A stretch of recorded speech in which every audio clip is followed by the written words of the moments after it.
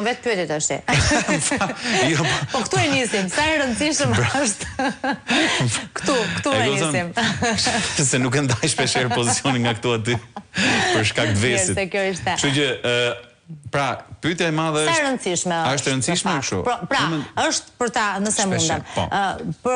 A është ky një reagim që pasi do të çojë thjesht në përjashtimin e një emri politik të rëndësishëm deri dje, po që nuk do të jetë më nesër për Partinë Socialiste dhe për situatën e vetvete, apo duke pasur parasysh atë çfarë është Elisa Spiropali, qoftë edhe për brenda Partisë Socialiste, por nuk e di, mbështetje ka, nuk ka etj, kjo sjell diçka ndryshe.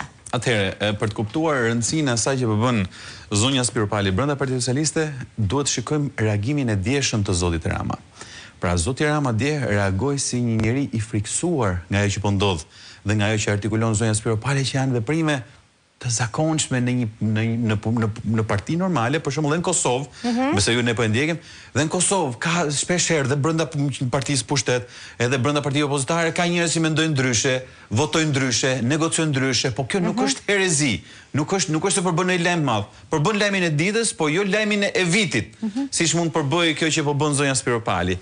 Dhe këtu pikërisht ai reagim shproporcional që pati ditën e djeshme zoti Rama, të cilën sigurisht që ai vetë rrodhi po duhesh në publik përmes mekanizmeve të saj, sepse ne sidomos nga mediat e pushtetit e kuptuam se çka kishte, sepse djemi qira fjala zoti Rama si asnjëherë tjetër vendosi mos ta transmetonte live, ose ta ritransmetonte siç bënte me mbledhjet e mëparshme. Pra mbledhja e djeshme, pra as të montuar, le të themi. Mbledhja e djeshme kishte vetëm një qëllim, kishte të bëjmë atë paradën e radhës, dhe t'japim një mesazh Elisa Spiropalit, dhe mesazhi ishte, nëse ti e zgjat, unë të përjashtoj.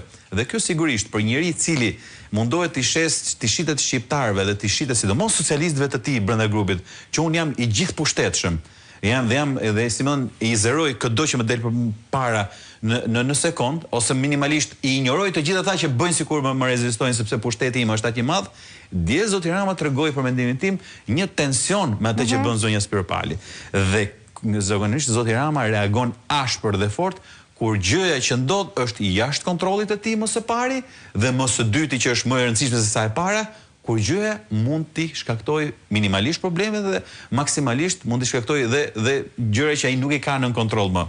Dhe kjo e dyta për mua flet më shumë me atë që bën zonja Spiropali, që do thotë veprimi dhe aksioni i saj nuk është një aksion i izoluar brenda Partisë Socialiste, por me sa duket për shkak të frikës dhe tensionit dhe me cilën mënyrën zoti Rama e sulmoi dje, tregon që lëvizja edhe në informacionin që ai ka është më shumë se sa, si më thënë, një shpalosje e pakënaqësisë së zonjës Spiropali në mënyrën si funksionon Partia Socialiste, dhe kjo në hap një tjetër dritare, të cilën sot e kemi të pamundur ta shohim qartë se çfarë ka në të dhe kush është matan dritares, por na tregon se ai që e ka informacione, dhe sigurisht që ai ka informacion për këtë gjë, nga kjo lëvizje, nga ky lloj artikulimi, është i shqetësuar.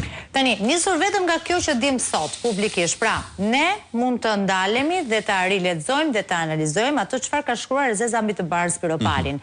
A mund të ketë dhe një kënd tjetër vështrimi, pra? Po them një kënd tjetër vështrimi sepse kemi parasysh Spiropalin që përfaqëson një parti politike të fundit dhe një debat që mbretet brenda partisë politike, dhe kënd vështrimin e qytetarit kritik apo të gazetarëve kritike dhe ekspertëve kritik. Thënë këtë, mund të ketë një këndvështrim tjetër të këtij lloji, për shembull, që Spiropali e sheh Partinë Shtet si problem dhe kërcënim për partinë në vetvete. Ndërkohë, qytetari mund ta shohë dhe e sheh Partinë Shtet si problem për shtetin.